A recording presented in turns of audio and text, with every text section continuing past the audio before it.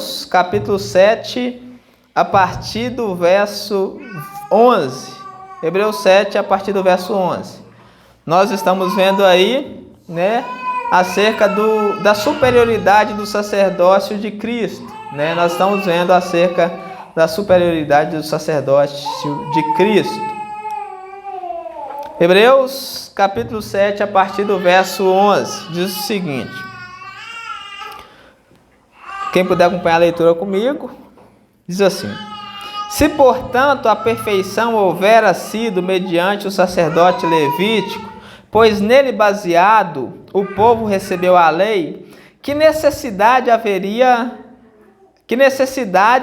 ainda de se levantar outro sacerdote, segundo a ordem de Melquisedeque, e que não fosse contado segundo a ordem de Arão? Pois quando se muda o sacerdócio, necessariamente há também mudança de lei. Porque aquele de quem são ditas essas coisas pertence a outra tribo, da qual ninguém prestou serviço ao altar. Pois é evidente que o nosso Senhor procedeu de Judá, tribo a qual Moisés nunca atribuiu o sacerdote. Isto é ainda muito mais evidente quando, à semelhança de Melquisedeque, se levanta outro sacerdote, constituído não conforme a lei de mandamento carnal, mas segundo o poder de vida indissolúvel. Portanto, se testifica: tu és sacerdote para sempre, segundo a ordem de Melquisedeque. Portanto, por um lado se revoga a anterior ordenança por causa de sua fraqueza e inutilidade, pois a lei nunca aperfeiçoou coisa alguma. E por outro lado se introduz esperança superior, pela qual nos achegamos a Deus. Verso 20. É evidente que não é sem prestar juramento, porque aqueles sem juramento são feitos sacerdotes, mas este com juramento por aquele que lhe diz: o Senhor jurou e não se arrependerá, tu és sacerdote para sempre. Por isso mesmo Jesus se tem tornado fiador de superior aliança. Ora, aqueles são feitos sacerdotes em maior número porque são impedidos pela morte de continuar. Este, no entanto, porque continua para sempre, tem o seu sacerdócio imutável. Por isso também pode salvar totalmente os que por ele se achegam a Deus, vivendo sempre para interceder por eles. Com efeito, nos convinha um sumo sacerdote como este, santo, inculpável, sem mácula, separado dos pecadores e feito mais alto do que os céus, que não tem necessidade, como os sumos sacerdotes, de oferecer todos os dias sacrifícios, primeiro pelos seus próprios pecados, depois pelos pecados do povo, porque fez isso uma vez por todas, quando a si mesmo se ofereceu. Porque a lei constitui sumos sacerdotes a homens sujeitos à fraqueza, mas a palavra do juramento, que foi posterior à lei, constitui o Filho perfeito para sempre. Até aí. Quem deixa aberto aí pode ficar sentado mesmo, com a cabeça vamos orar para que o Senhor nos ilumine. Senhor Pai Santo, mais uma vez nós viemos diante de Ti, em nome do nosso Senhor Jesus Cristo, em busca de iluminação. Nós viemos te pedir que o Senhor ilumine os nossos entendimentos, ó Deus. Que essa palavra não seja uma palavra pregada sem a unção do Espírito Santo. Nós sabemos como que o Senhor age, ó Deus, que o Senhor enche os seus servos para que eles possam com intrepidez pregar a sua palavra. E eu também sei, Senhor, pelo vasto conhecimento que o Senhor nos dá, pelos vastos testemunhos que o Senhor nos dá, através da sua palavra, que a graça de pregar, que o enchimento pelo Espírito não é baseado nos méritos de quem o Senhor concede, mas é baseado nos méritos de Cristo. Então é nessa confiança, ó Deus, alicerçado nos méritos de Cristo, que eu venho te pedir que o Senhor me encha de maneira que eu possa anunciar a sua mensagem para o seu povo, de maneira que todos possam compreender, e de maneira que o Espírito Santo também os enche para que eles possam entender e receber essa palavra no coração como sendo palavra do Senhor, ó Deus. Por favor, nos ajude mais uma vez, em nome do nosso Senhor Jesus Cristo, eu te suplico. Amém. Nós estamos dando continuidade a Hebreus, né, ao capítulo 7. Nós estamos no capítulo 7, né, e hoje nós veremos um tema importantíssimo, né? Um ponto importantíssimo, que é os privilégios do sacerdócio de Cristo, né? Eu gostaria que todos, quem pudesse, prestasse bastante atenção, porque esse texto é um texto muito difícil, esse texto exige muita atenção, porque senão nós não conseguiríamos compreender a profundidade da riqueza que Deus expressa aqui nesse texto. Nós estamos dando aí já continuidade, nós já estamos dando, estamos há algum tempo na epístola aos Hebreus, né? No capítulo 7, onde o autor ele ensina acerca da tipologia relativa a Melquisedeque, né? Nós vemos aí no domingo retrasado, nós entramos nesse assunto, né, na tipologia relativa a Melquisedeque. Melquisedeque era um tipo de Cristo, né? Melquisedeque apontava para Cristo. Aqui no capítulo 7, o autor foca em mostrar Cristo como sendo o rei e sumo sacerdote, né? A tipologia de Melquisedeque demonstra justamente isso. Cristo como sendo o rei e sumo sacerdote. Era uma figura que não era muito vista no Antigo Testamento. Cristo era mais visto como sendo profeta e rei. Porém aqui, né, o autor em Hebreus, ele foca em mostrar Cristo como sendo rei e sacerdote. E isso é muito importante. É de suma importância que Cristo seja sumo sacerdote. Nós vamos ver aqui pelo menos 6 privilégios, dos muitos privilégios, né, que tem em Cristo ser sumo sacerdote, mas hoje nós veremos pelo menos 6 privilégios de Cristo ser sumo sacerdote. Eu gostaria de só relembrar rapidamente aí acerca do contexto da carta e do propósito do autor, para que nós possamos dar continuidade dentro do contexto da carta, né?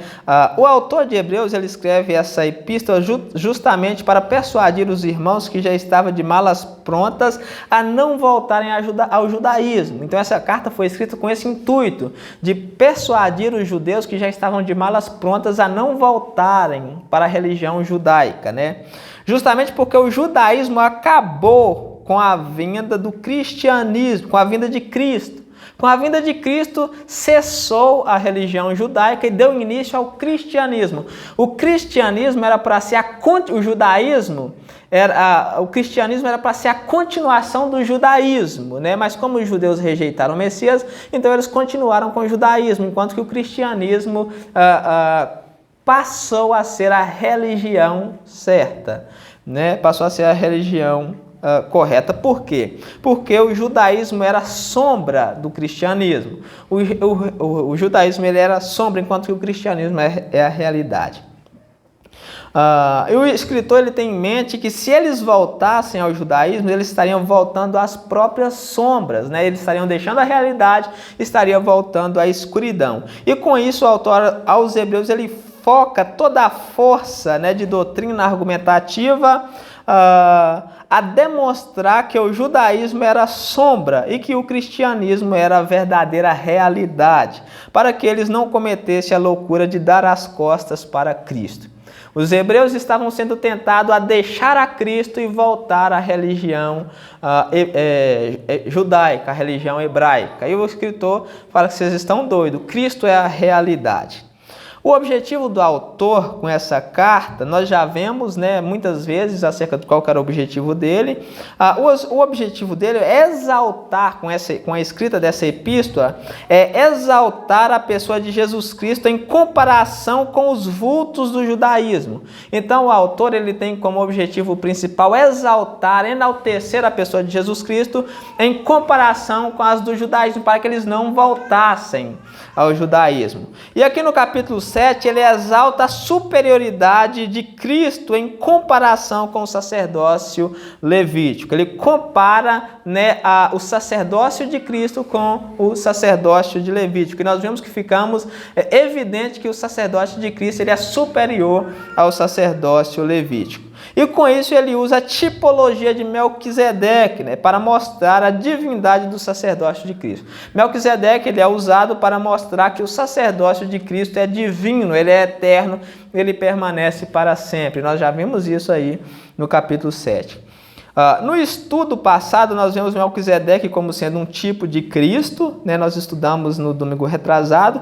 Hoje nós continuaremos seguindo a mesma linha de comparação entre o sacerdócio de Cristo e o sacerdócio levítico. E com essas comparações que o autor faz, nós conseguimos ver alguns privilégios decorrentes do sacerdócio de Cristo. Nós vamos ver dentro dessas comparações entre o sacerdócio de Cristo e o sacerdócio levítico alguns privilégios, né, de termos Cristo como sumo sacerdote, né? Então nós vamos ver os privilégios do sacerdócio de Cristo. Para quem não sabe, o sacerdócio ele era um homem escolhido por Deus para fazer mediação entre Deus e o povo. O povo não poderia ir a Deus, né? Havia uma divisão. O pecado, como está em Isaías 59, me parece, capítulo verso 2, o pecado do povo fazia separação entre o povo e Deus. O povo não poderia ir até Deus. Então Deus nomeou, Deus elegeu, Deus ordenou um homem, uma tribo inteira de sacerdotes para que fizesse a mediação entre ele e o povo, a tribo de Levi, né? O sacerdote eles eram os mediadores, eles que faziam a expiação pelo povo. E nós vemos aqui que Deus mudou esse sacerdócio, né? Deus colocou a tribo de Levi, né, como sendo sombra do verdadeiro sacerdócio, e quando Cristo veio, Cristo que era o verdadeiro sacerdócio, o sacerdócio foi mudado. O sacerdócio levítico encerrou com a vinda de Cristo e deu início a outro sacerdócio, o sacerdócio de Cristo, o sacerdócio segundo a ordem de Melquisedeque. E nós vamos ver alguns privilégios decorrentes desse sacerdócio de Cristo. O primeiro privilégio que nós podemos observar aí acerca do sacerdócio de Cristo é que através do sacerdócio de Cristo é que veio a perfeição. Esse foi o primeiro privilégio. Através do sacerdócio de Cristo veio a perfeição. Vamos entender o que é isso. Vamos fazer a leitura aí nos versos 11 e 12, que nos diz um pouco aí acerca disso. Ó. Se, portanto, a perfeição houvera sido mediante o sacerdócio levítico, pois nele baseado o povo recebeu a lei, que necessidade haveria ainda de que se levantasse outro sacerdócio segundo a ordem de Melquisedeque, que não fosse contado segundo a ordem de Arão? Pois, quando se muda o sacerdócio, necessariamente também há mudança de lei. Quando se muda o sacerdócio, necessariamente a mudança de lei. A lei que foi dada a Moisés, ela era baseada no sacerdócio levítico. Toda aquela lei, os animais, as oferendas, elas eram baseadas no sacerdócio levítico. No sentido de que todas aquelas cerimônias e sacrifícios de animais trouxessem um conhecimento prévio de Cristo. Eles trariam um conhecimento prévio. As pessoas elas começariam a conhecer acerca da obra de Cristo, acerca daqueles sacrifícios e cerimônias, né? Eles trazem um conhecimento prévio de Cristo e não o conhecimento pleno, né? Aquela lei ela não poderia produzir um conhecimento pleno. Nesse sentido, né, o sacerdócio levítico ele não podia trazer a perfeição. Aqui nós vemos o que é essa perfeição que Paulo fala. A perfeição, que Paulo não, o escritor de Hebreus. A perfeição que o escritor de Hebreus trata aqui é o conhecimento pleno de Jesus Cristo. Essa é a perfeição. Através do sacerdócio levítico, os homens, os judeus, os hebreus, nós não poderíamos ter o conhecimento pleno. O sacerdote levítico não era capaz de trazer a perfeição, né? O pleno conhecimento de Cristo. Por isso, o autor ele diz que se a perfeição houvera mediante o sacerdote levítico, que necessidade haveria de se levantar outro sacerdócio segundo a ordem de Melquisedeque. Se o sacerdócio de Levítico pudesse trazer a perfeição, o pleno conhecimento de Deus, então não haveria necessidade de Deus levantar outro sacerdócio, né? De outra linha, de outra ordem, né? Como a perfeição não pode ser alcançada mediante o sacerdócio levítico, Deus levanta outro sacerdócio de outra ordem e através desse sacerdócio vem a perfeição, né? O pleno conhecimento de Deus. Como o sacerdote levítico não podia trazer o pleno conhecimento de Deus, Deus levanta outro sacerdócio, né? Deus levanta outro sacerdócio e através desse sacerdote vem o pleno conhecimento de Deus.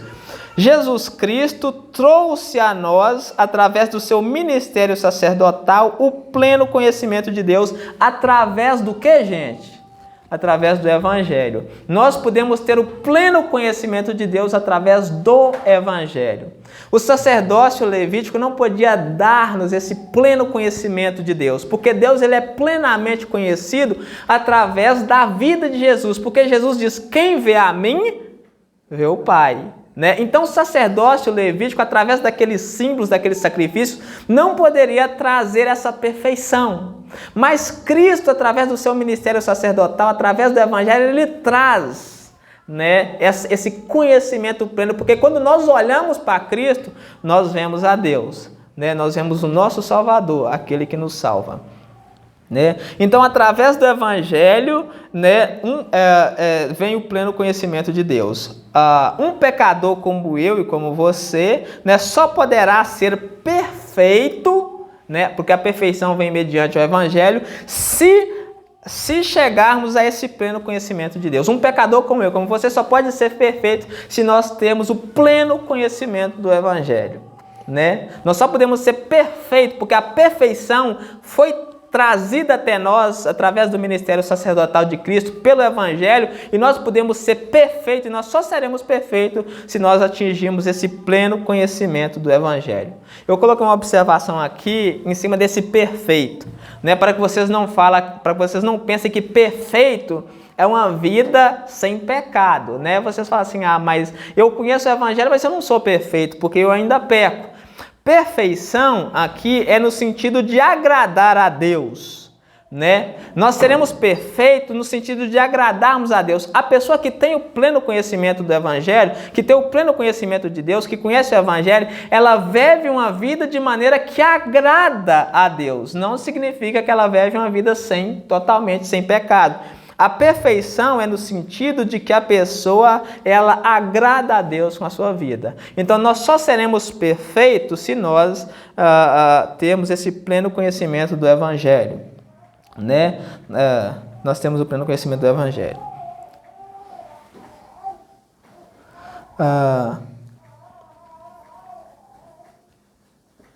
E essa plena, só para concluir aqui o argumento, né? Esse pleno conhecimento do Evangelho, ele não era possível mediante ao sacerdócio levítico. Por isso, o autor de Hebreus, né, ele diz que não seria uma boa escolha voltar ao judaísmo. Esse é o argumento, esse é o primeiro privilégio. Qual que é o primeiro privilégio que nós temos com o ministério sacerdotal de Cristo? É que através do ministério sacerdotal de Cristo, nós atingimos a perfeição. Né? Através do ministério de Cristo, nós podemos ser perfeitos, porque através do ministério de Cristo, nós podemos chegar ao pleno conhecimento do Evangelho.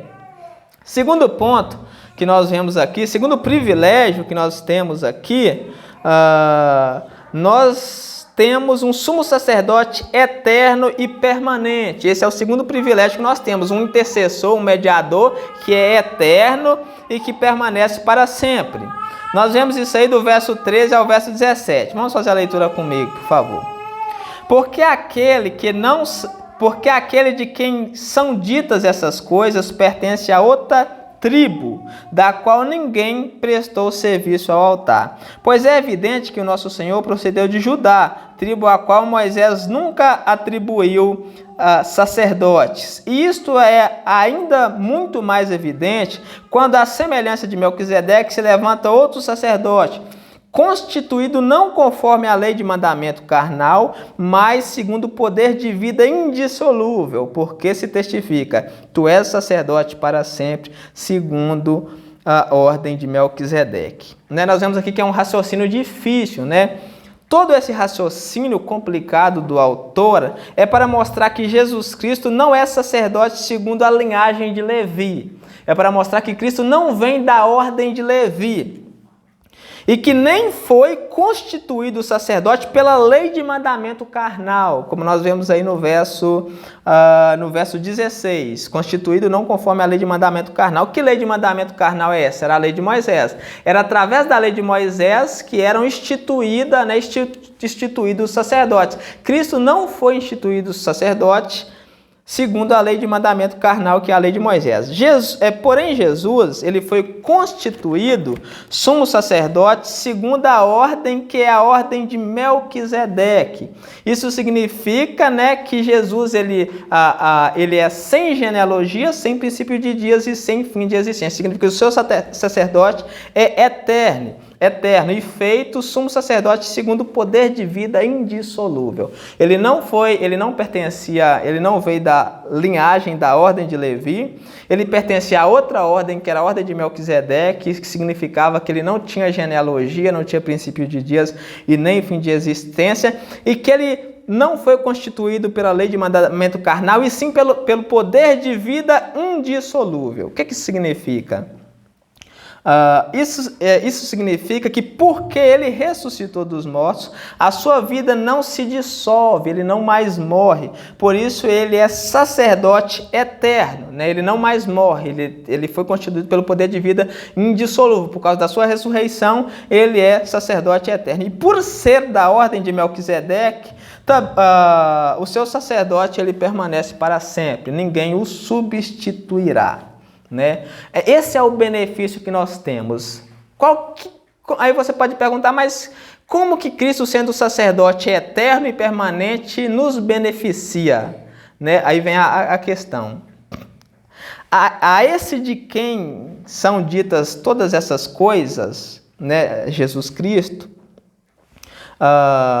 ele é o nosso melhor amigo. Ou seja, você tem um melhor amigo no céu, que é eterno e que permanece para sempre. Não só um melhor amigo, mas você tem um que é o único que não pode te trair, é Jesus Cristo. Ele é o nosso melhor amigo, ele é eterno, ele é permanente, ele é o único que não pode nos trair. Nós vemos que os amigos aqui da terra, eles podem trair. Você tem uma pessoa que é a favor de você lá no céu, que é seu mediador, é seu intercessor, é o único caminho pelo qual você chega a Deus. Ele é o seu melhor amigo, ele é o único que não pode te trair, ele é o seu irmão mais velho, ele é o seu advogado quando você peca, é ele que advoga a sua causa, ele é o seu intercessor.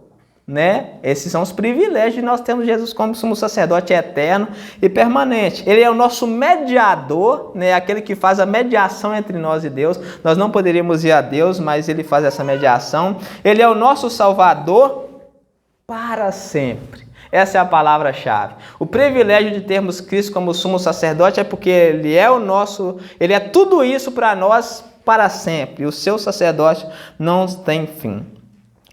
Você sempre terá ao seu favor, você sempre o terá ao seu favor no céu. Você sempre terá alguém que é favorável a você no céu. É favorável à sua condição no céu, é favorável à sua fraqueza. Ele intercede por nossa fraqueza, ele é favorável a nós no céu. Ele é ao nosso favor no céu, porque ele é eterno, porque ele é permanente, nós temos ele que é o nosso favor. Ele nunca vai estar fora de posição. Você já viu no futebol, quando as pessoas estão jogando futebol, que o time está todo montado, que o atacante está prestes a receber a bola, e o outro desce na linha de fundo e vai fazer o cruzamento. Quando ele cruza, não tem ninguém na área para receber, e a bola passa em toda a grande área e sai pela linha de escanteio, porque não tinha ninguém na posição para receber, e todo mundo lamenta porque eles não ganharam o campeonato por falta de alguém ali na posição para salvar o time. Pois é, Jesus ele nunca vai estar fora da posição. Sempre que você cruzar na área, ele estará lá. Ou seja, sempre que nós precisarmos dele, ele estará para nos defender. Sempre que você pecar, sempre que você estiver fraco, sendo tentado a pecar, ele vai estar lá para te defender. Ele nunca vai estar fora de posição. Ele nunca vai estar ocupado demais para você. Ele nunca vai estar ocupado demais para você. Ele sempre vai estar lá. Ele sempre vai estar lá, porque ele é o sumo sacerdote. Ele é o nosso mediador, ele é o nosso intercessor, ele é eterno e ele é permanente. Ele sempre vai estar lá esperando por você, esperando a sua oração para te livrar. Esse é o privilégio de ter Cristo como sendo o nosso sumo sacerdote. Em comparação com o sacerdote levítico, eles morriam, eles eram imperfeitos e eles eram incapazes. Então esse é o privilégio de ter Cristo, ele sempre vai estar lá. Ele nunca vai estar ocupado demais nem fora de posição. Ele sempre vai estar lá esperando ouvir a sua oração para te livrar. Você quer ser liberto do mal? Você quer ser liberto do pecado? Você quer vencer as tentações? Recorra a Ele, porque Ele está lá.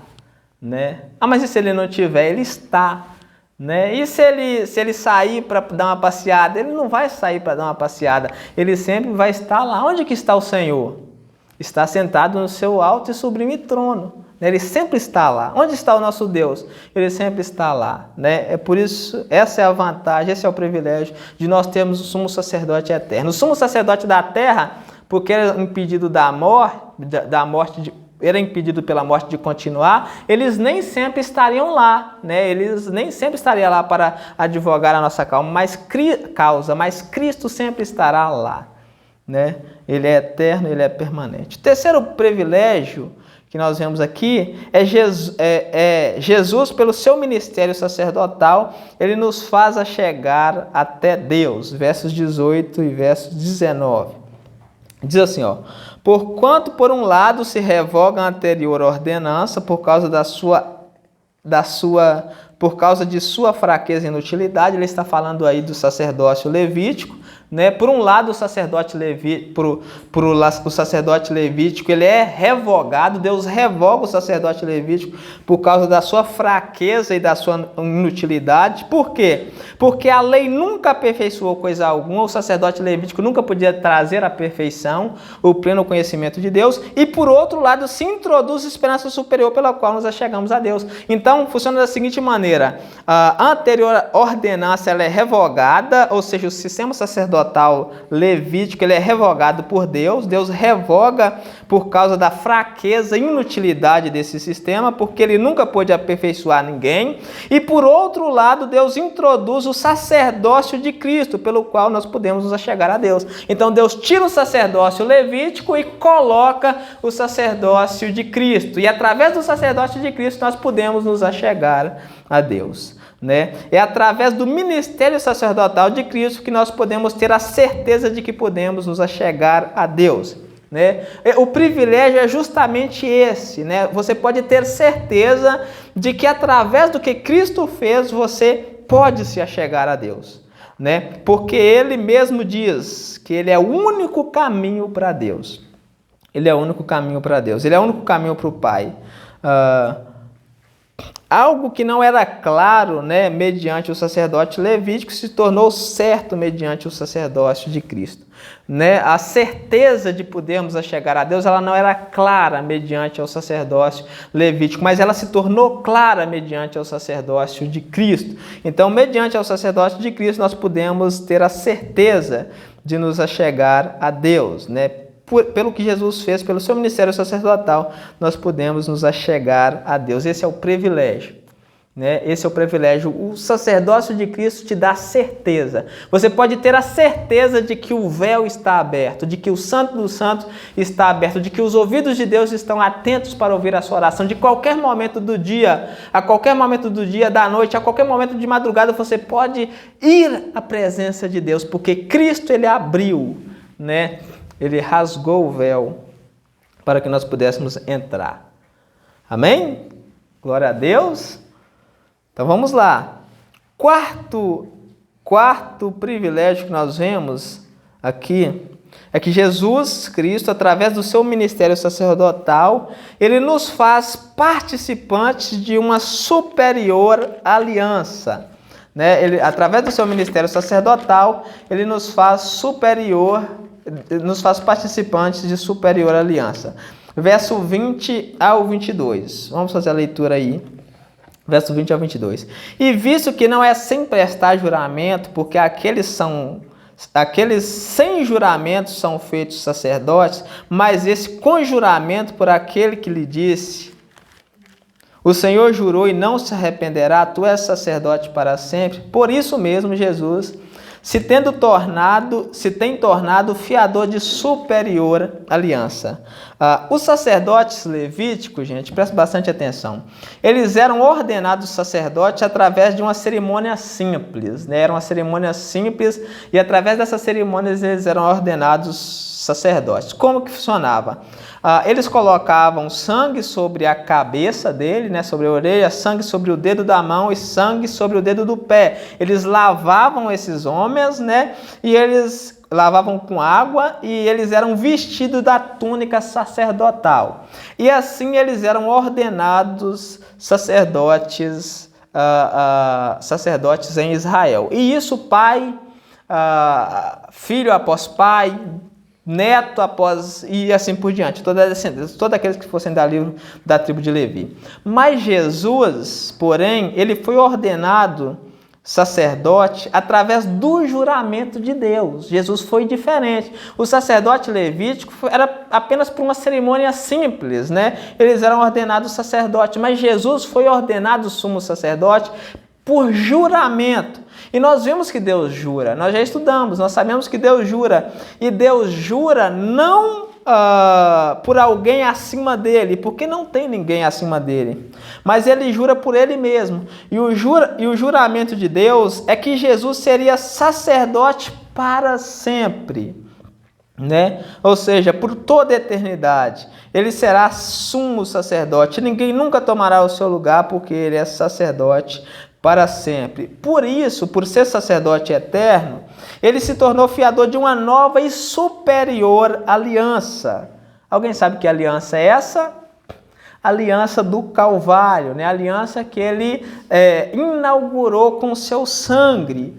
Agora vem a questão, em que consiste essa nova e superior aliança que Jesus se tornou fiador? Essa nova e superior aliança, ela consiste em Deus usar de misericórdia para com os nossos pecados. O escritor de Hebreus ele vai falar muito, né, de aliança daqui para frente, mas no próximo domingo nós vamos estudar acerca da aliança. E a aliança, quando o escritor trata dela, ele fala: eis que vem dias em que farei com Israel nova aliança, não como a aliança que eu fiz quando eu tirei para a mão do Egito. Quando Deus tirou o povo do Egito, Deus deu a lei e o povo precisava obedecer àquela lei, né? Se eles não obedecessem àquela lei, eles morreriam nas suas iniquidades. Eles seriam responsáveis pela morte deles se eles não obedecessem àquela lei. E essa é a primeira aliança. Mas na nova e superior aliança, né, por termos Cristo como fiador, né, Deus ele usa de misericórdia com as nossas iniquidades, ou seja, nós não morremos por causa dos nossos pecados, porque Cristo pagou pelos nossos pecados, né? Aqui nesses versículos nós vemos a transição do Antigo Testamento para o Novo. O Novo Testamento ele é superior ao Antigo e nós fazemos parte dessa aliança, onde Deus usa de misericórdia para com os nossos pecados. O privilégio é esse, nós fazemos parte dessa aliança. Nós não estamos na Antiga Aliança, onde que toda transgressão foi cobrada severamente. O povo saiu do Egito, recebeu a lei, a aliança. Eles quebraram a aliança, o que aconteceu com eles?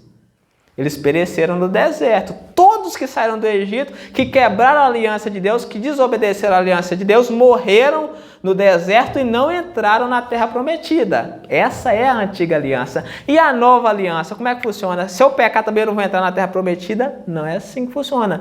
Na nova aliança, Deus ele ofereceu, né, ele colocou Jesus como fiador para pagar pelos nossos pecados, de maneira que Deus usa de misericórdia com os nossos pecados pelo que Jesus Cristo fez por nós, né? É o conceito de fiador, né? É o conceito de fiador aí que ele diz, Jesus se tornou fiador de superior aliança. Qual que é o conceito de fiador? Alguém aqui já deve ter ouvido falar de fiador. O fiador, ele era responsável por pagar a dívida caso a pessoa que houvesse cometido a dívida não pudesse pagar. Essa era a responsabilidade do fiador. Ele deveria pagar a dívida caso quem tivesse cometido a dívida não pudesse pagar.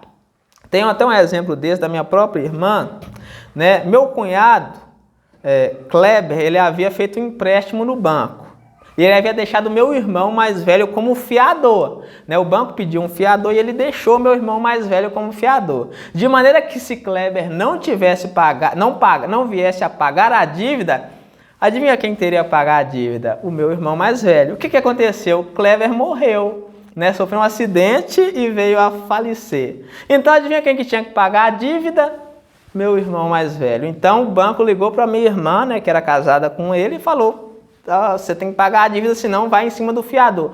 Para que o fiador, que era meu irmão, não tivesse que pagar uma dívida que era muito alta, minha irmã teve que pagar toda aquela dívida. Essa ilustração foi para mostrar justamente essa questão de Jesus como sendo fiador. Jesus como sendo fiador de superior aliança, o que isso significa? Significa que a nossa aliança, significa que nessa nova aliança, Jesus ele é responsável por pagar a dívida caso os que têm a dívida não possam pagar. Né? Em outras palavras, foi o que ele fez na cruz por nós. Foi o que aconteceu com nós. Nós somos pecadores, né? E nós não podemos pagar pelo pecado. Quem que consegue pagar pelo pecado? O salmista diz que a redenção da alma ela é caríssima. Ninguém pode pagar. Ninguém pode pagar pelos pecados. Como nós não tínhamos como pagar pelos nossos pecados, e Jesus era o nosso fiador, ele é o fiador da nova aliança. Deus fez uma nova aliança com nós que somos pecadores e deixou Jesus como fiador, e nós não tínhamos como pagar a dívida do pecado. O que é que Deus fez? Jesus então tem que pagar a dívida, né? E como que Jesus pagou a dívida? Morrendo na cruz no nosso lugar. Esse é o conceito de fiador, né? Ele se tornou fiador de superior. Ele se tornou fiador de superior aliança, diz o verso 22. Por isso mesmo, Jesus tem se tornado fiador de superior aliança. Ou seja, ele era responsável por pagar a dívida caso nós não pagássemos. E nós temos alguma possibilidade de pagar por pecado? Nós não temos nenhuma possibilidade, não tem como pagar pelo pecado. Então, como nós não tínhamos como pagar a dívida foi cobrada dele. Ele morreu na cruz há 2000 anos atrás, de maneira que todos aqueles que crerem nele, né, são perdoados dos seus pecados, porque ele foi esmagado, ele pagou totalmente, completamente a dívida, né, que nós tínhamos para com Deus. Deus cobrou em Jesus Cristo todos os nossos pecados, porque nós não tínhamos como pagar a dívida. Esse é o quarto benefício de termos Cristo como sumo sacerdote, né? Ele, como nosso sumo sacerdote, ele se ofereceu, ele era o fiador. Cristo, como sendo sacerdote, era o fiador de nova e superior aliança. Significa que ele se responsabilizou por pagar pelos nossos pecados. Mas aqui é diferente, né? Aí você vê como que é interessante. Ele já se colocou como fiador, sabendo que a pessoa não ia ter como pagar a dívida. Quando uma pessoa ela topa ser fiador de alguém, ela tem esperança que aquela pessoa venha pagar a dívida, não é? Você não vai se colocar como fiador de alguém se você tem esperança, se você sabe que aquela pessoa não vai pagar. Você não vai cometer essa loucura. Mas Cristo ele já se apresentou como nosso fiador, sabendo que nós não íamos ter como pagar dívida. Ou seja, em outras palavras, ele já sabia que era ele que tinha que pagar. Por isso que ele foi para a cruz. Por isso que nós vemos o que foi feito. Porque na cruz ele pagou a nossa dívida. Esse é o benefício, né? Ele, como sumo sacerdote, ele paga. Ele é o nosso fiador, ele paga a nossa dívida. Quinto benefício que nós temos aqui com o sacerdócio de Cristo, tendo Cristo como nosso sumo sacerdote, é que Jesus ele pode salvar completamente aqueles que se achegam a Deus por meio dele. Nós vemos isso aí no verso 23 ao 25. Vamos fazer a leitura, ó. Aí. Ora, aqueles que são feitos sacerdotes em maior número, porque são impedidos pela morte de continuar, este, no entanto, porque continua para sempre, tem o seu sacerdócio imutável. Por isso também pode salvar totalmente os que por ele se achegam a Deus, vivendo sempre para interceder por eles. O que seria esse salvar totalmente? O grande ponto aqui é o que seria esse salvar totalmente. Eu vou contar uma ilustração para que vocês entendam melhor. Soube-se de um homem que trabalhava numa grande empresa. Um dia, essa empresa mandou esse homem embora, né? E não pagou seus direitos. Ela mandou o homem embora e não quis pagar os seus direitos. Porém, o homem buscava várias formas de entrar em acordo com a empresa. E todas as tentativas foram sem sucesso. A empresa não queria entrar em acordo.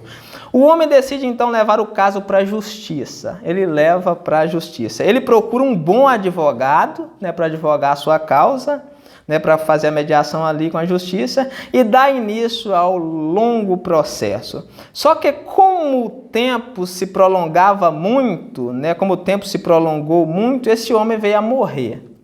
Ele não esperou a decisão do processo, ele veio a morrer e a causa passou para os seus filhos, né? A casa passou para os filhos. Muito tempo depois, os filhos receberam a notícia de que a causa havia sido perdida por falta de representação. Sabe por quê? Porque só aí eles ficaram sabendo que o advogado também havia morrido e por isso não poderia representar. O que o autor está dizendo ali é mais ou menos o seguinte: os sacerdotes levitas, por serem impedidos pela morte de continuar, não poderiam nos representar perfeitamente. Cristo, porém, por ter o seu sacerdócio imutável, por ter o seu sacerdote imutável, ele não morre mais e pode nos representar perfeitamente. Salvar totalmente, gente, significa desde o dia do nosso nascimento, desde o dia que você nasceu, até o dia da sua morte, ele está te guardando, né? Ele está nos guardando lá do céu. Né? Esse é o privilégio de ter Cristo como sumo sacerdote. Desde o dia, ele pode nos salvar totalmente. Ele vive sempre para interceder por nós, né? Para interceder pelas nossas fraquezas. Ele não é como advogado ou como sacerdote levita que por causa da morte não pôde defender a causa dos filhos, né? Ele, porém, porque vive eternamente, ele nunca perderá a causa, né? Porque ele está sempre a interceder por nós, porque ele vive para interceder por nós. Sabe o que isso significa?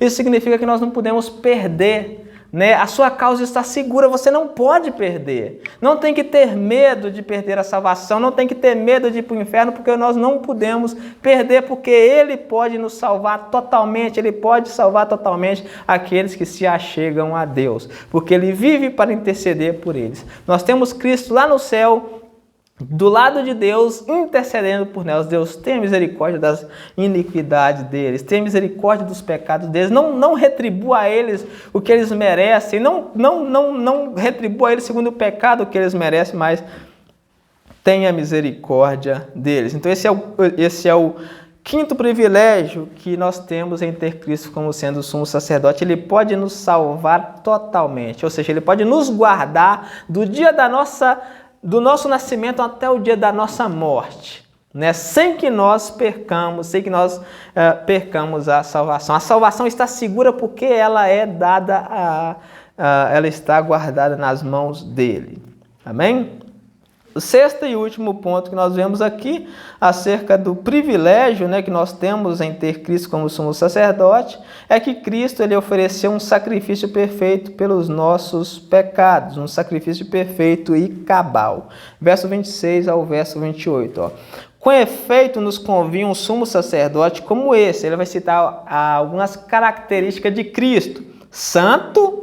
Ele é santo, sem pecado, inculpável, sem culpa, sem mancha, sem qualquer ato de injustiça, separado dos pecadores, né? Ele está no céu e feito mais alto do que o céu. São as características que o autor dá para Cristo. Ele é mais alto do que o céu. Imagina alguém que é mais alto do que o céu. Né? Verso 27, que não tem necessidade como sacerdote de oferecer todos os dias sacrifícios, primeiro por os seus próprios pecados e depois pelos pecados do povo, porque fez isso uma vez por todas, quanto a si mesmo se ofereceu. Então Cristo, né, ele é superior ao sacerdote levítico, porque o sacerdote levítico eles tinham que todos os dias oferecer pecados, primeiro por eles e depois pelo povo. E Cristo, uma vez por todas, ofereceu um único sacrifício que foi a si mesmo pelos nossos pecados. A grande obra está aqui. Cristo, de uma vez por todas, se ofereceu como sumo sacerdote a Deus pelos nossos pecados. Ele continua: porque a lei constitui sumos sacerdotes a homens sujeitos à fraqueza. Ou seja, a lei, né, o mandamento, coloca como sacerdote o homem sujeito a pecado. Mas a palavra do juramento, né, que é o que nós vimos no Salmo 110, né, que foi posterior à lei, constitui o filho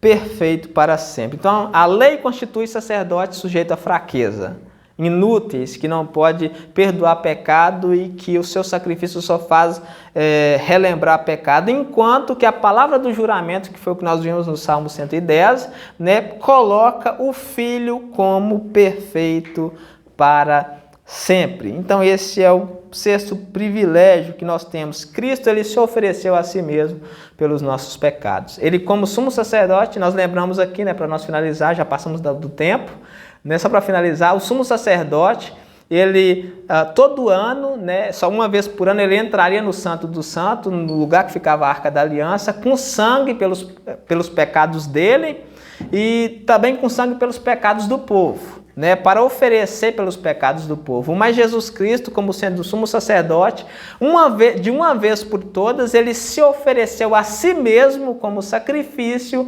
pelos nossos pecados, um sacrifício completo e cabal. Nós somos salvos graças a isso. De uma vez por todas, Jesus se ofereceu a si mesmo como sacrifício pelos nossos pecados.